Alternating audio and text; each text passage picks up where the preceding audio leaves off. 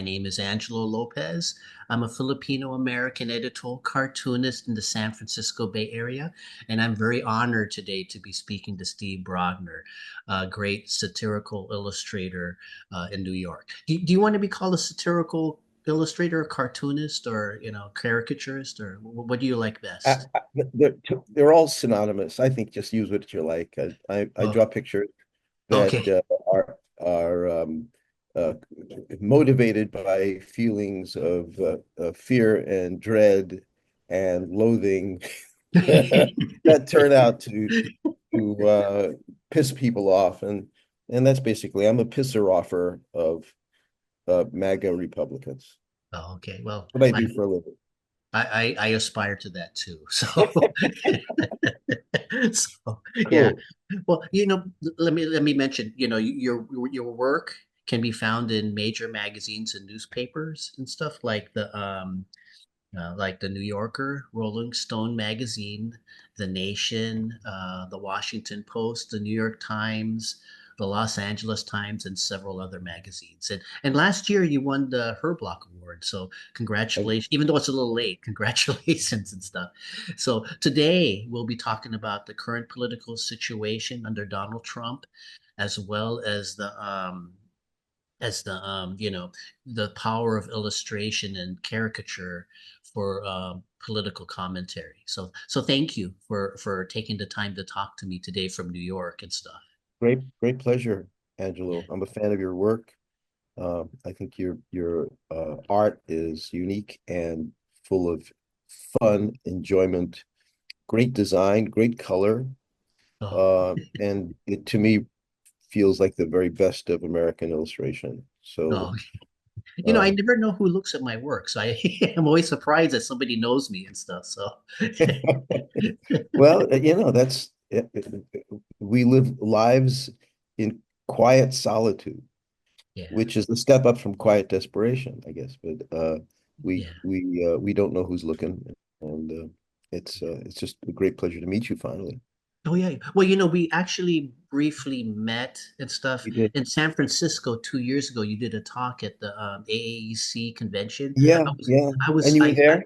yeah, I was Okay. there. I was too shy to talk to you and stuff because Oh, I said, "Oh wow, Steve Brodner and stuff." I So was too shy to talk to you also, so it worked.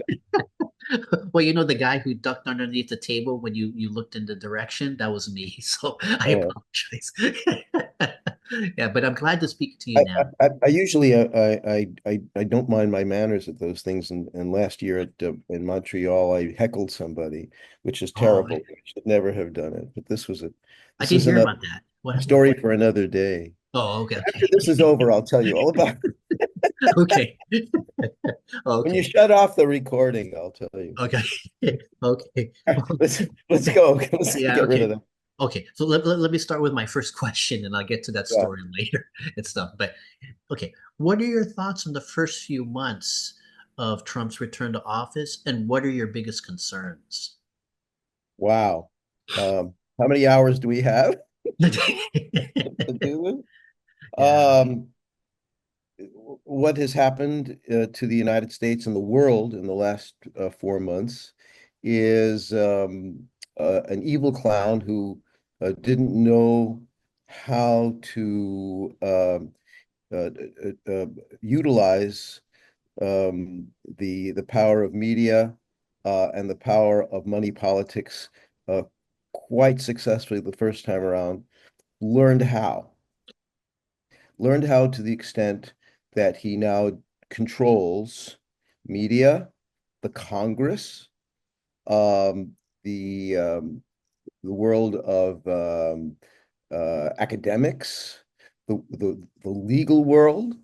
He is an emperor and an evil one whose decisions are not made as if there is such a thing as a benevolent emperor would make them. He makes decisions that are solely for the benefit of a very select few, mostly his family, himself, lining his own pockets and lining his own pockets with increased power and a sadistic love of Oh, hurting anybody who is not in his small circle. yeah. and that includes people who believe they are in his circle and are not. Yeah. People who vote in West Virginia and Pennsylvania and Ohio and Texas and all around the country, people who believe that he represents them are having or are about to have a rude awakening. Yeah. So we are about to see the knock-on effects of this kind of sadistic fascism that will be affecting his supporters. Yeah. Are they brainwashed enough to understand this? Or their bet is that these people can be so brainwashed as to even uh, avoid responsibility for the damage, the injury, and the death of maybe thousands of people. Yeah. Already, thousands of people around the world are dying because of Trump, who Yeah. had been the beneficiaries of U.S. aid. People in Gaza are dying because of Trump. Yeah. So it's not a game. It's not a TV show, Yeah. which is how it's being presented, because Yeah. he is a television performer. As Michael Moore says, he has a SAG card. Yeah. Oh, I He didn't know is an that. actor. Oh, Hmm? I didn't know he had a SAG card. Yes, because he had to be on television every week. He was the host of a hit TV show for 20 years or something, Yeah. which I never saw. And I realize now I should have seen it because I would have been duly warned about what this was. But I don't, even still, there was no way of knowing what Yeah. was coming here. This is completely unprecedented and unexpected, I think even by his own people. So Yeah. we're in right now, in my opinion, we are right now in that moment when the planes have hit the building, and I say to you, Angelo, do you smell smoke? and, and you say, no, I don't really smell smoke, but I did feel some kind of a vibration, something, there was a bump of some kind, Yeah. Steve. And so the towers haven't fallen yet.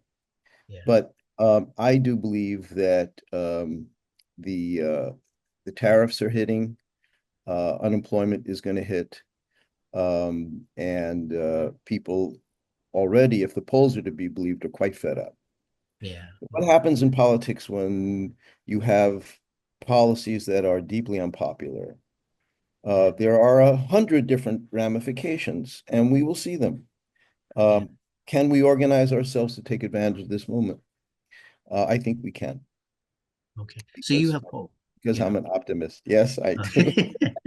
Yeah, because I was going to ask if you feel scared or if you feel determined and stuff. Does does outrage give you determination or does it make you scared? It's like because I'm We noticing can't. lawyers, We colleges, they're all scared. listen. We've all had periods in our lives when we could uh, uh, be scared, uh, but you can't afford to be scared sometimes.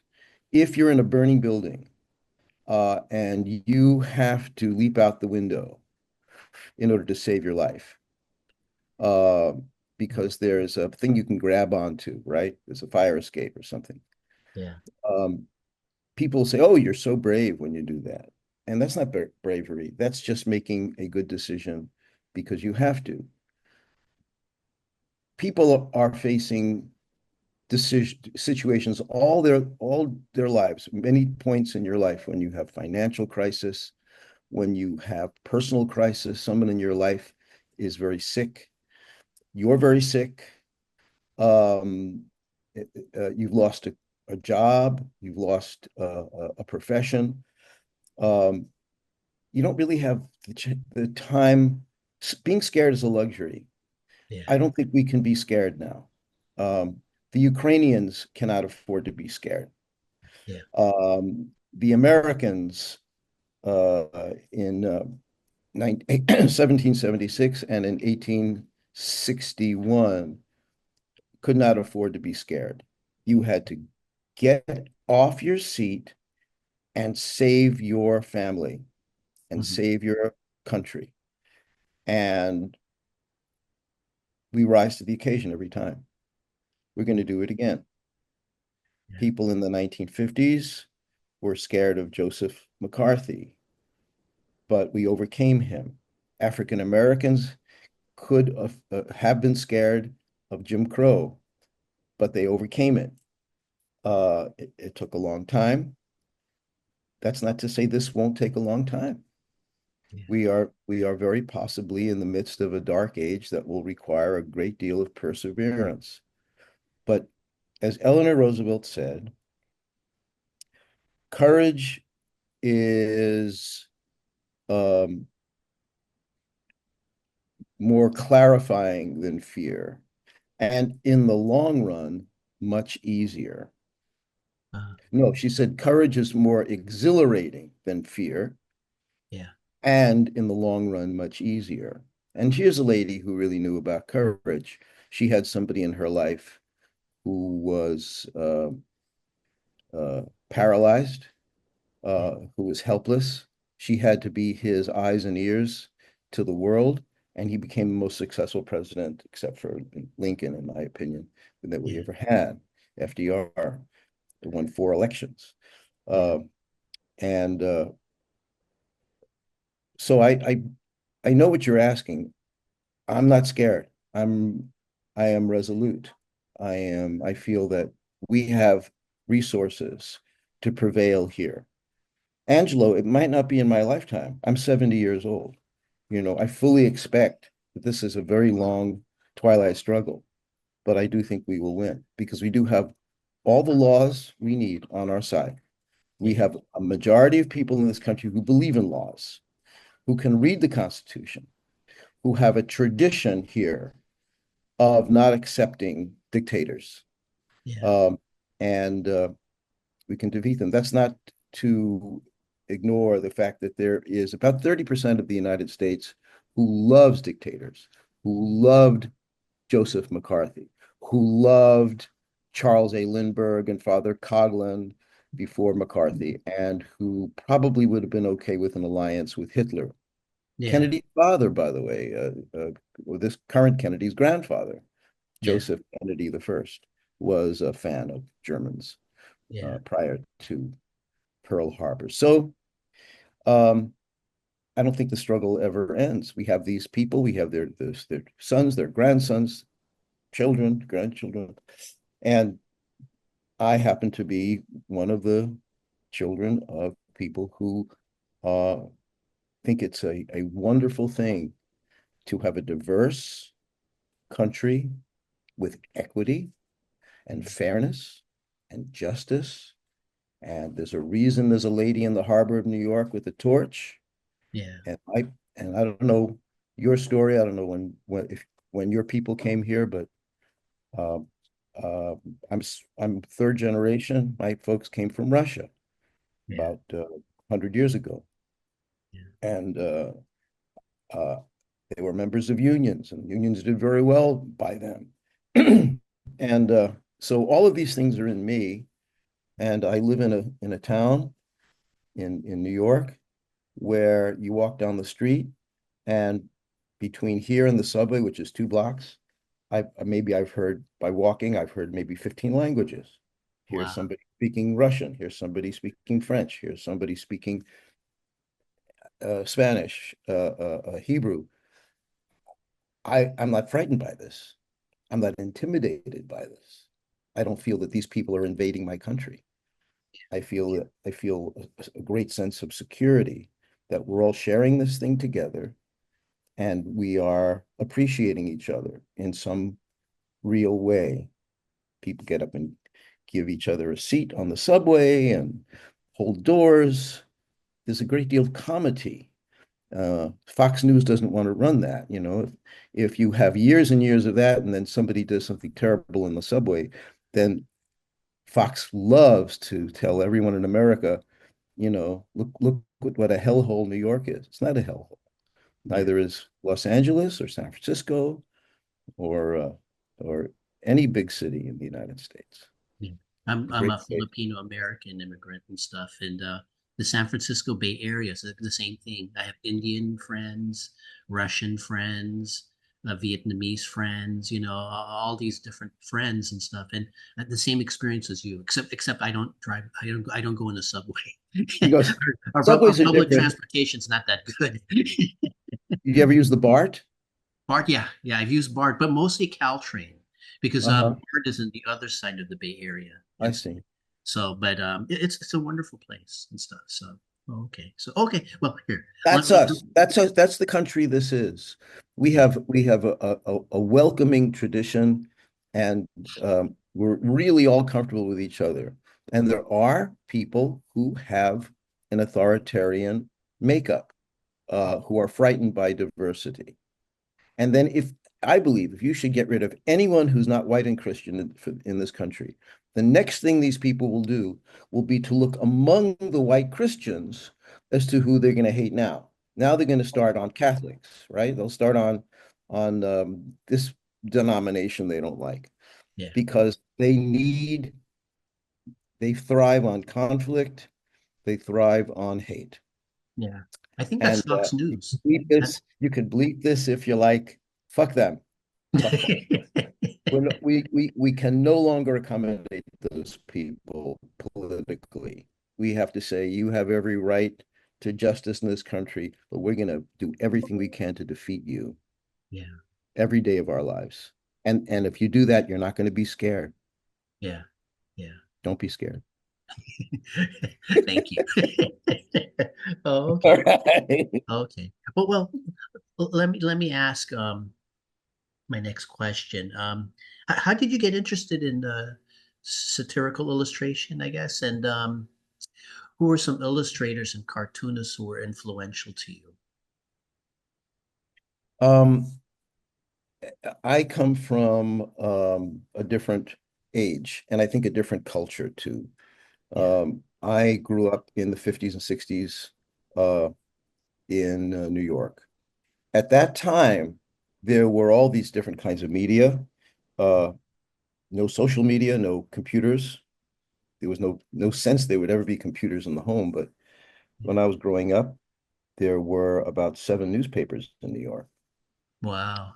and you got two papers a day in many Yeah, cases. You got like the either the New York Times or the Herald Tribune in the morning, and then you got the New York Post or the World Telegram in the afternoon. And the reason you had afternoon papers is that when people are coming home from work, yeah, publishers found you could sell them another paper by publishing up-to-date news, things that happened while they were at work, right? So they're getting into the subway and they're going to get the Post, which was not owned by Rupert Murdoch, by the way. It was a liberal paper. And oh, and they also had a great sports section. And when I was a kid, I read the New York Post every day, as well as the Times. And in the Post, they had Times never had a cartoonist, but Post had Herblock yeah, and Herblock and a couple of other local people. And I I learned the fundamentals from those guys, yeah, Herblock mostly, yeah, about how brilliant uh, a single gesture can be with a drawing, and yeah, how they can crystallize a story. Um, there were magazines. There was the New Yorker, New York Magazine, Sports Illustrated, Time Magazine, Newsweek. I subscribed to Newsweek when I was 10 years old. I got it every week. When I went to summer camp, they sent Newsweeks to me. Other kids were reading comics, and I'm reading Newsweek. And in the bunk in camp. I'm sleeping with a radio under the pillow, listening to the Democratic and Republican conventions oh in, wow. in 68. Yeah, yeah, So, I'm a really damaged kid. Not a lot of kids are doing that. yeah, Even then, in the 60s, when it was very important to be political for young people. yeah. And the Um, 68 Chicago the convention was kind of crazy, right? it was crazy. Yeah, It was a terrible riot instigated by police. yeah, uh, and in some cases instigated by the protesters, anti-war protesters, but the police decided that they were going to go all Gestapo on the kids, and wound up bashing heads and wound up doing that to reporters as well. It was a terrible fiasco. Yeah. Today, it would have been a very popular thing to do. I think Mayor Daley could be president now. Yeah. Um, I doubt it. But anyway, um, um, just saying that this is the soup I come out of, Yeah. and I come out of this uh, as a little boy whose parents have been divorced and whose father is a paranoid schizophrenic, and because of that, I've lost all my friends Yeah. except for one or two, and I had a lot of time on my hands, and I was in my room most nights making cartoons. I decided I was going to be like Herblock and Fischetti and Yeah. Bruce Stark and all these guys I used to see in the Bill Gallo in the paper every day. And my mom would filch from work Yeah. big reams of copier paper, which is the same as printer paper today, Yeah. bond paper. And with pencils, I would just start to do cartoons. Yeah. And I would do them for myself. I keep them in a little portfolio. I didn't really show them to anybody. Um, and I was very self-contained, and I've been that way ever since. I Okay. can just sit and make pictures and be very happy with either them being successful or not.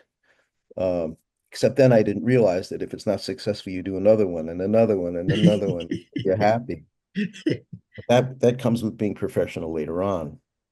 When I was 17, so now I have this big collection of things all about Mayor Lindsay, who was a kind of a controversial uh, Republican mayor, liberal Republican mayor of New York in the Yeah. 60s, and uh, nationally, LBJ and Nixon.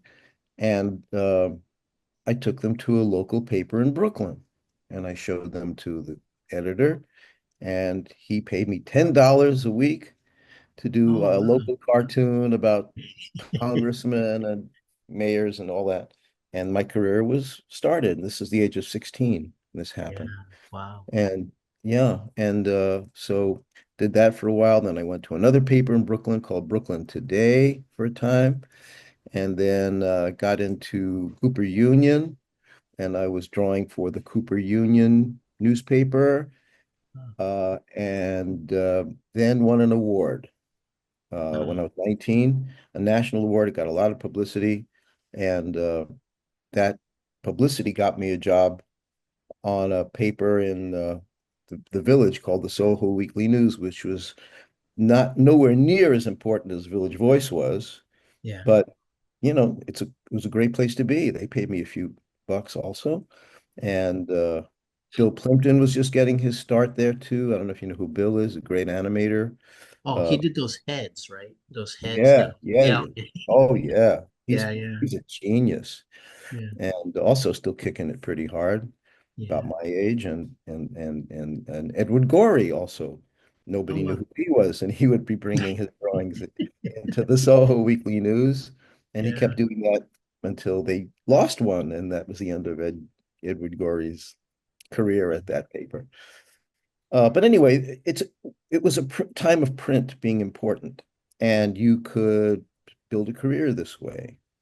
Then when I graduated Cooper Union, I got a job at a little newspaper in New Jersey called the Hudson Dispatch, which was Yeah. a dreadful paper, but it was daily. I was now working as a daily political cartoonist in the office with Yeah. a desk in the middle of the city room, Yeah. and everybody. I had a great time. People were very friendly and nice to me, and I was 21 years old, but uh, they weren't giving me any artistic freedom at all.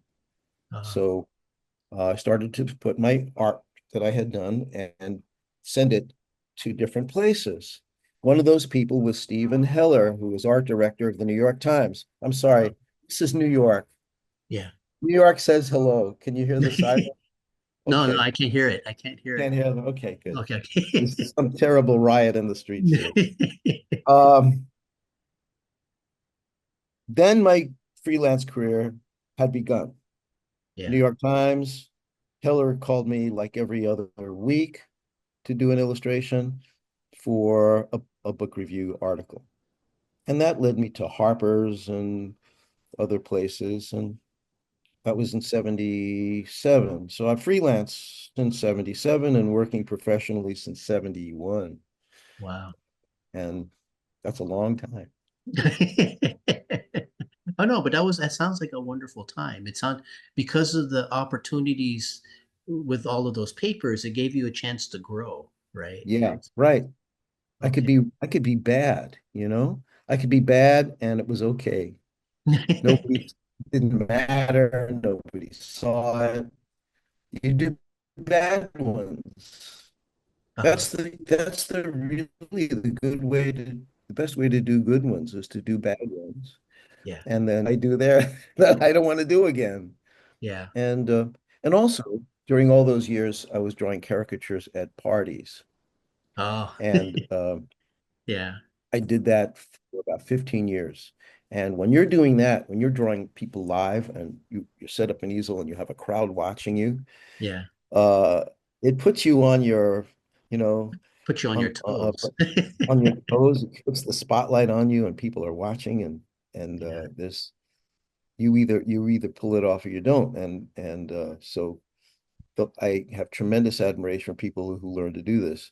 Yeah. But I did. No pencils, just take a marker and go bang, bang, bang.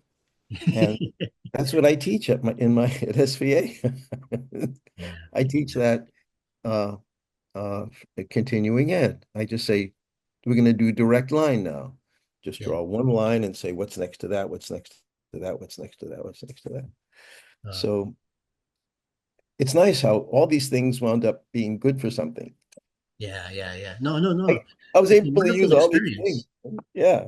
Yeah, yeah, yeah. I admire your situation and stuff. Now, when I love your stuff. I love your illustrations and your caricatures and stuff. And you know, it when I listen to you, when I look at your work, it seems to come from a wonderful tradition. There's Edward Sorel, David Levine.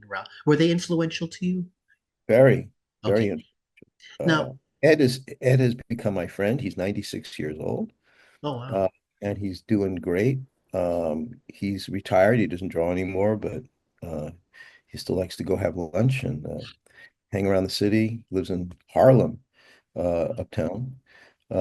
David passed about 10 years ago, I think, Uh, uh, and he had an unhappy ending because macular degeneration meant that he couldn't draw oh, anymore, which is a terrible curse to any artist, especially the greatest caricaturist of the 20th century.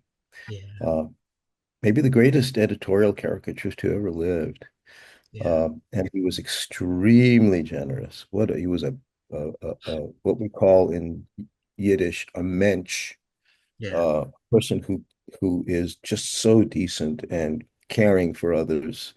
And any young artist who called him and asked to come and visit and show portfolio, he would definitely invite them over. And I was invited to his place in Brooklyn Heights. And so many people of a certain age recalled an experience like that with David. yeah, Uh, and a very strong personality, but a very big, broad, capacious heart.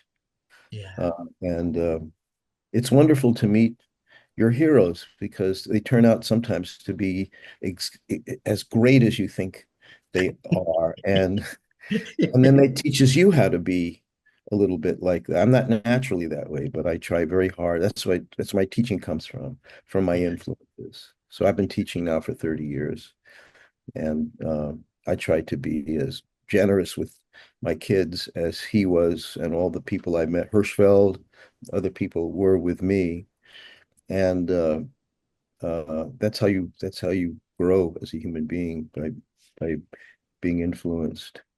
It's a wonderful thing to be in a a profession where there is this kind of good energy around. And I tell my students too that if there's anybody out there you admire, and you happen to be coming into that person's hometown, wherever they are, get in touch with them and say, I'd just like to come over briefly and show you my work. Oh, Uh, I would say 9 times out of 10, they are not assholes. yeah, There are other yeah, professions where people are assholes. If artists are not, we yeah, are basically we're people who are doing this because we are in touch with our humanity on some level, yeah. and we want to um, perpetrate that, promulgate it, promote it, or just, we imagine that some young person is exactly us, you Yeah, know, 30 years earlier. yeah. Um, and it was it's one of the great aspects of my early career is to get to meet my heroes. I want to apologize to you now for that you say that because in the San Francisco convention, I was too shy to talk to you and stuff. Next time I see you, I will make sure to come up to you and talk to you and stuff. Are you So going to go to the AAEC in Bethesda this year? Um, for the past year and a half, I've been caregiving for my mother-in-law and my dad. I just Okay. haven't had time. I'd have to talk about it with I would love to go. I wanted to go last year to Montreal. It's Hmm. just that I was in the middle of my caregiving and stuff. It's hard to find time to No, no, find no. somebody You to have to help. take care of this. This comes first, absolutely. Yeah, Family always first, yeah. and but I'll say hi to everybody for you. Now, do you feel like you're, as a teacher, is part of the reward handing a torch to a new Oh, generation? Because this satirical art, it's a wonderful tradition and stuff. It's an important tradition. Do you feel a sense of responsibility in that? David Levine gave you a torch, and now you're handing that torch to a new I didn't generation. feel that David gave me a torch. I really felt David was being very generous to a kid. Not There was no torch passing going on. If in retrospect it feels that way to someone, that is like getting an Oscar. If you feel that I'm in his league, I'm not in his league. And but he's always on my shoulder, Yeah, as a teacher. Daumier is on the other shoulder. The yeah, people who you never meet if you are influenced by their work, they're with you. George Gross, you yeah. know, and oh, uh, uh, uh, Well, one of my next questions will be James about art. Gilray. Yeah, yeah, Yeah. yeah. Well, we have 6 minutes for this first video, but you know, yeah, I'm wondering in 5 minutes or so if you can answer. If not, we can do that in the next question. But for you, what's the power of an illustration or a caricature um, as a tool for political commentary and stuff? Why is it so I strong? really have no idea. Try to Uh, answer fast. I have no idea because it all depends on the perception of the person looking. okay. If that person is available to a to the code that is in a drawing, because every drawing is an encoded series of messages, skillfully recombined by an artist, and either it lands or it doesn't. You can have something done with extraordinary brilliance, but it requires the receiver to get it. It requires the receiver to have all kinds of software Yeah, uploaded to receive it. And some of that software has to do with understanding what caricature is. Some of that software has to do with understanding the issue that's being described without putting labels on everything. yeah, yeah, Uh, in my case, I try not to put labels on anything yeah. to expect that my viewer will be able to put all these things together. Mhm. Uh, I, I if I wanted to reach everybody, I would label everything out the wazoo. But I'm not interested in reaching everybody. I'm interested in reaching people who are available. News junkies like me, educated people, people who care about issues, um, a lot of people just do not have access to information. An Yeah. article in the New York Times today. I'm watching the clock also, by the way. It's 3:21. Yeah. Okay. Uh, I didn't know you could see the clock. I can see it. I can see it. Um, the New York Times piece today says a whole lot of people are not disturbed by what Trump is doing, and they don't know what Trump is doing because Trump has a technique called flooding the zone with shit, a Yeah. fire hose of things, and each thing is burying the last thing so that there really is no time to talk about Pete Hegseth anymore, exposing America's secrets to foreign adversaries because we've deported a whole new plane of people illegally, and the court says don't do that, and they say no, we must do it, and then comes that, and then taking a plane from the Yeah. government of Qatar, and there's just one thing after the other. Is an understanding, brilliant understanding by Steve Bannon and Steve Miller and God knows what other Steves there are, that to that the public has just so much. They really perceive the capacity of people to engage with news, and they Yeah. know that after a certain period of time and a certain amount of energy, they're out. They can't take it. It's too depressing and too disturbing. And besides, the Knicks are playing and the Lakers are playing, Yeah. and uh, oh, have you seen this cute video of the cat who's drinking a smoothie? Or do you want to go to this move? Do you want to hear this song by Beyonce? Or uh, you know, porn. Americans are into all these things, and news is not the news cannot compete with any of those things. If somebody gives it just a little bit of bandwidth in their day of consumption of information, they're ahead of most of America, and even those people will be out after a certain point. They just can't take all of this. So Yeah. We're too easy to be distracted and stuff by yeah, frivolity, I guess. right. So your cartoon can be the thing that lands and connects and tells the truth. And what's so bad about that? Okay. Actually, I'm kind of curious now because you mentioned it and stuff. So you're assuming a more literate audience, right, for your work. Yeah, I am. I've always done my work for uh, newspapers and magazines. Not everybody reads those. I started at freelance New York Times Book Review.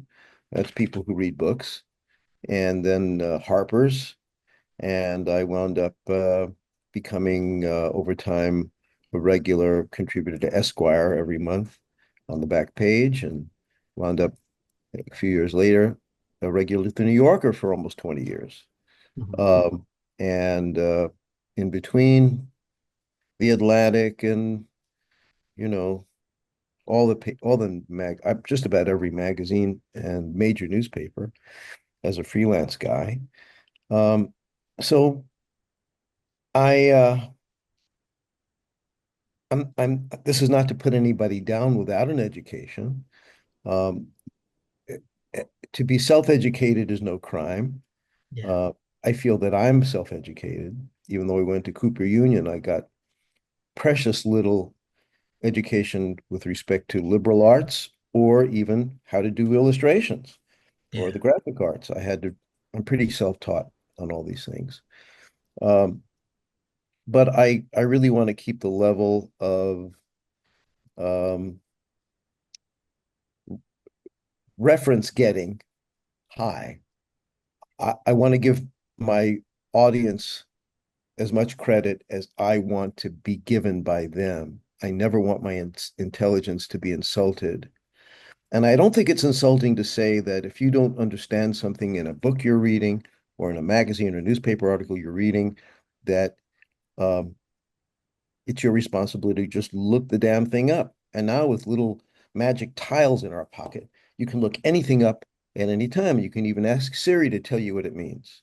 Yeah. Uh, Not to trust Siri all the time, but mostly she's right. Yeah. Uh, Make an effort to learn stuff and grow and accept the fact that you might have been right yesterday about a thing, and then today you're wrong because new information has come out or you had bad information in the first place. And it's not a hit to your ego, and you shouldn't cry and have a funeral over it. Just keep learning. And Mhm. if you're in a state of continual learning, you will be in a state of continual growing. And those are my friends. Those are the people I want to talk to with my pictures. Okay. Okay. Yeah. You know, it's in about, I don't know. I don't know if you'll be able to answer this in like maybe 10 minutes and stuff, but I wanted to ask you because I saw your YouTube video on Art Young. I love Art Young's work and stuff. And I'm wondering, are there lessons? I'll just combine this with a last question. Is there anything about Art Young's life and work that can be helpful for today's political art cartoonists, in this Trump era? And I guess I'll combine that with what about Art Young or about just satire in general that gives you hope for our country? Well, Art Young was in a completely different time. He lived 100 years ago in Yeah. America, where uh, there was such a thing as the masses and then the new masses. Mhm. And these magazines had writers and artists who were part of a more organized left. Yeah. Uh, they were connected to labor unions. They were connected to international socialist movements. They were clear about what their goals were and what their messages were. Um, the left today is far more atomized. We're not meeting together in a bar in Greenwich Village, Yeah. smoking and drinking all night and Yeah. talking about how we're going to change the world. And, uh, there's much less of an organized support system, and people do need support systems. And Art Young did have that. And when he was on trial for his beliefs, he had others with him. Um, Today, we are more separate and more lone wolves. And so it would be harder for Art Young today. Um, Art Young might be doing a Substack today, Yeah. uh, which is what I'm doing. Yeah. Uh, and incidentally, stevebrodner.substack.com. You can get it every day for free. Uh, and so he uh, he was, but he was very brave, and he stood up for his values every day of his life. And he's like many people in American history who we can admire because they pursued the truth to the extent that they knew it at that time, as the extent that they could understood it. The truth basically shared by Art Young and people like Woody Guthrie and Pete Seeger. and Yeah. Pete, Yeah. who I loved, and you know, radical writers and playwrights, uh, Eugene O'Neill, people who understood that when the big guy is beating up the little guy, you don't you don't think for a second about not coming to the aid of the little guy. The Yeah. little guy is you.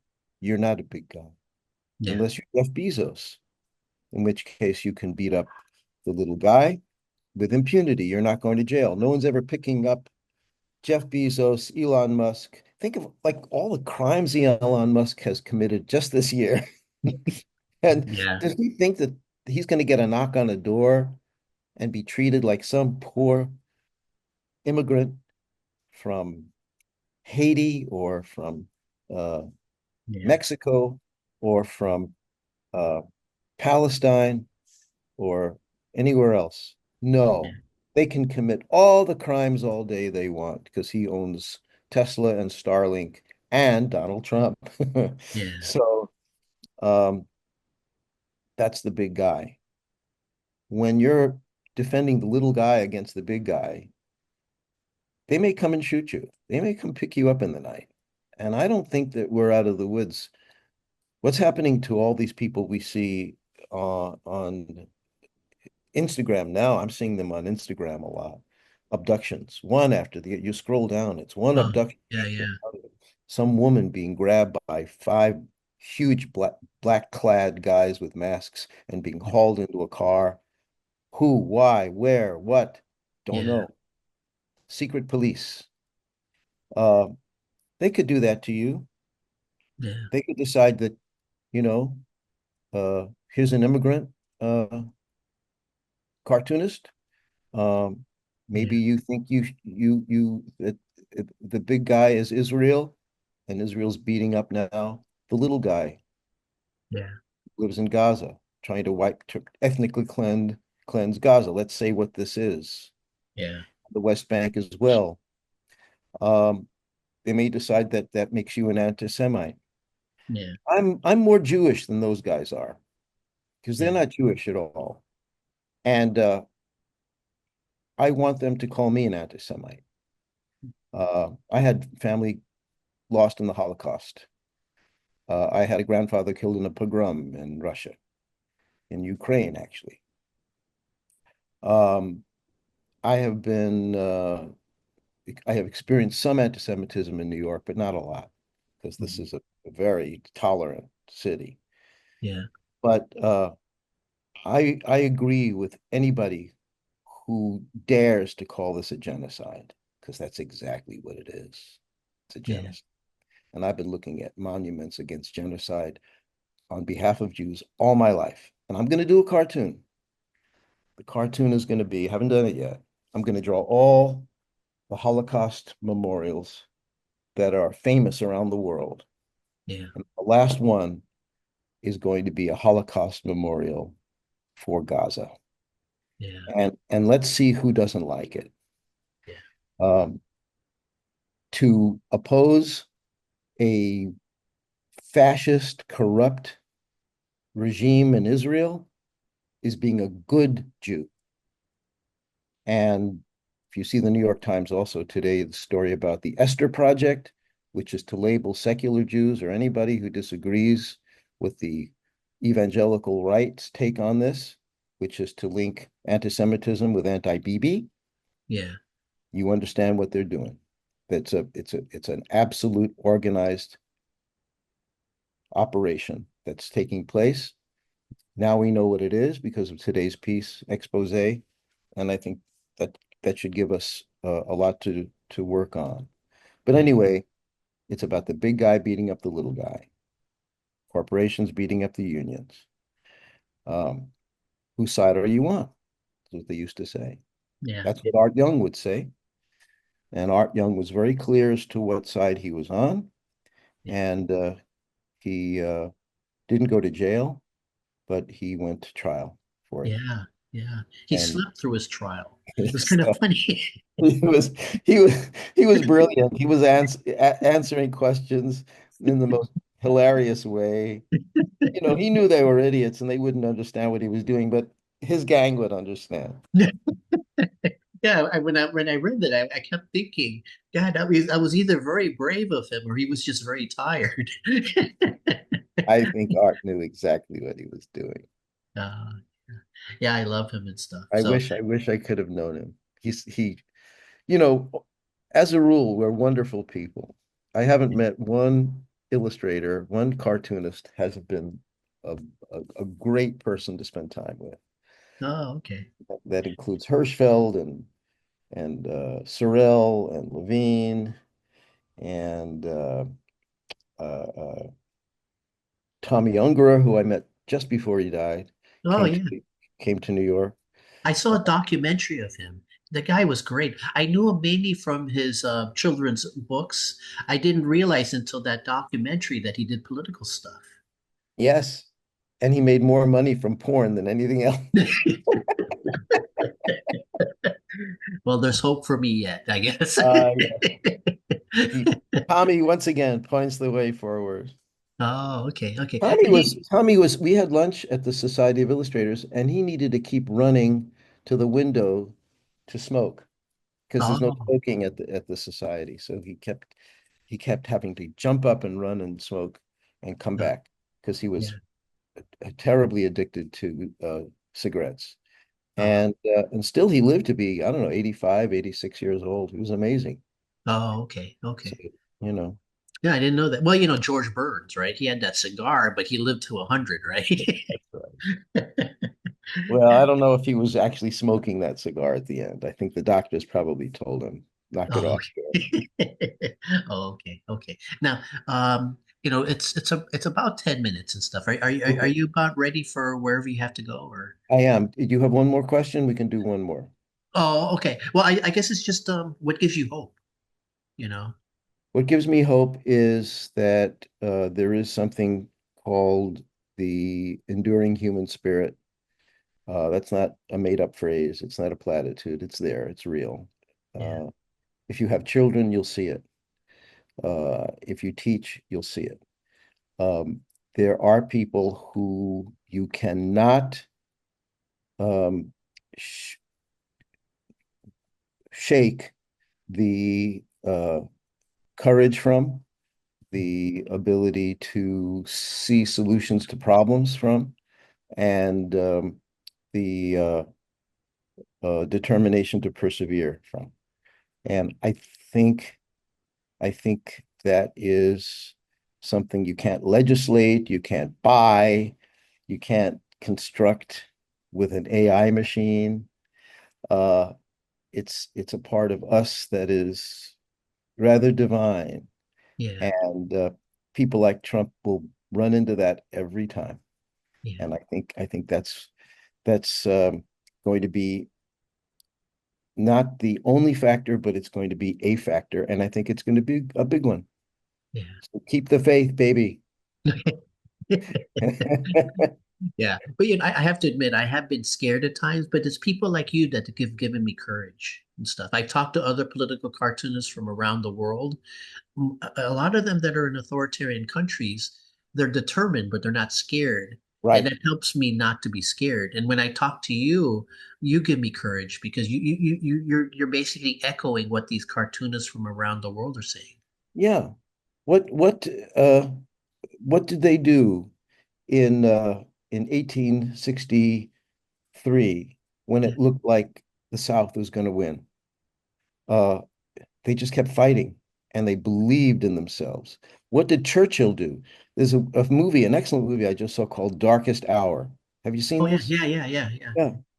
yeah, Uh Gary Oldman yeah, plays uh Churchill, and it's 1940, and the troops are surrounded, and there's no way to get out of Dunkirk yet. yeah, And the United States is not in the war, and he calls Roosevelt. Roosevelt can't really do anything for him, yeah. and because of fascists in this country, people like Yeah. Joseph Kennedy, Charles Lindbergh, Charles Lindbergh, right? Kennedy, So Henry Ford, gosh. you got it. That's the gang. They're Yeah, still here, and so the king says to him, and he has no support in Parliament for fighting. They all want to make peace. They all want to appease. And the king comes to him in the middle of the night and says, "Go to the people, mm, talk to the people." And he goes into the subway. He goes into the underground, and yeah. he holds a conference with a bunch of people on the train, and they're telling him, "Kill the goddamn fascists." Yeah, yeah. Yeah. We And he need gets that. his courage from them. Yeah, That's not a bad place to get your courage from. yeah, yeah. Oh, okay. Well, thank you and stuff. I don't want you to be late for Okay, I got too much to do. Uh, Okay. but I'm grateful to finally meet you, and look forward to chatting with you again. Yeah, And yeah. I want to hear that story someday and stuff. So, no, you don't. But we can talk when you have time. okay, sure. Okay, Okay. Angelo. All the best. Oh, Again yeah, soon, you I too. hope. Okay. Bye for now.